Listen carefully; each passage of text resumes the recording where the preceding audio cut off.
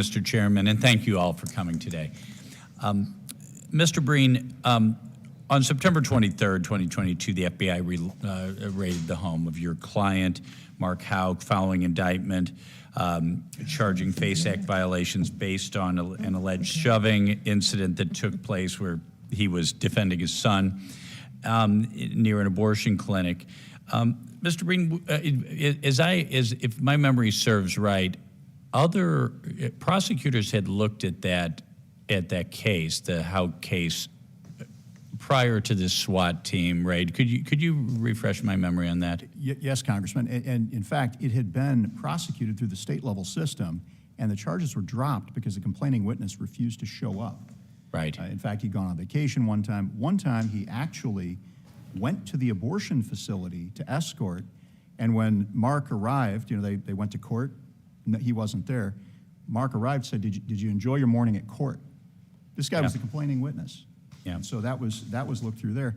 But even on the federal side, they had started in front of a grand jury and went fallow. It just stopped. Right. But then the Dobbs leak hits, all of this, and we watched it then restart up, and they get out an indictment. So that it was clearly something that was related to trying to make a point on abortion, right, not because he had actually committed a crime. So dropped on the state level, dropped on the federal level, and resurrected. And then did your client do something like violent or threaten someone or something to merit 25 SWAT officers that morning? No, and in fact, so I can show you the email from my colleague, who was a former federal prosecutor, 15 years in Arizona.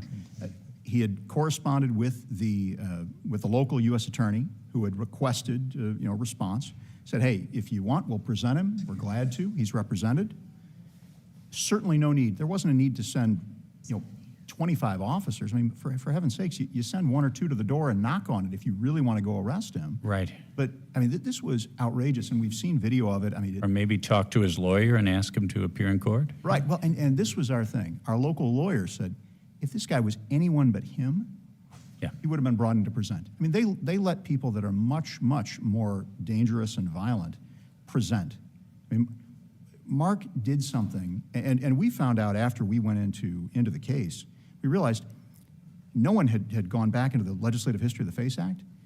Senator Kennedy and Senator Durenberger, literally on the floor of the Senate, cut a deal and said, we are not getting in the middle of the sidewalk squabbles. Right. And I got to tell you, he's a good Republican. We don't like legislative history. It's a thing for the Republicans. Right. I'm a former legislator. I love legislative history.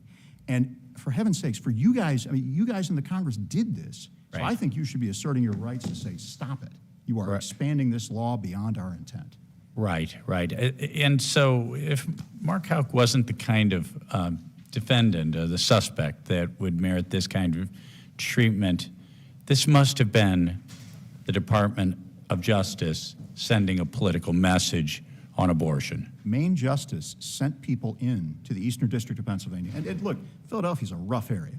Right. In fact, our trial judge, who was an experienced prosecutor, he's a former Pennsylvania Attorney General, he said, I have never, in my time on the bench, had Maine Justice send someone out to prosecute a case in the Eastern District of Pennsylvania. Well, let me talk about another case of a very dangerous criminal defendant you might be familiar with, Mr. Houck. On January 23rd, President Trump announced the pardons for 23 pro-life advocates. One of these was Eva Edel, who at 89 years old faced a sentence of up to 11 years in federal prison. Eva was a Soviet concentration camp survivor who was charged with singing and praying from her wheelchair at the entrance to an abortion facility. In 2022, at least 26 pro-life advocates faced federal charges for FACE Act violations. The same year, pregnancy resource centers experienced serious attacks, firebombings, and yet, to my knowledge, did not face any FACE Act prosecutions from the Biden Justice Department. Am I correct on that? Yes, Congressman. I have specifically in mind a client in upstate New York, firebombed their facility. It took them $500,000 to rebuild it. And they told them, oh, we can't figure out who did it. And we can't get any answers from the police. We couldn't even get our surveillance video back. And it was outrageous when you look at the amount of federal resources that are spent on our clients they couldn't even find these terrorists, actual, literal domestic terrorists. So again, aggressive prosecutorial action against pro-lifers, none against actual arsonists, domestic terrorists.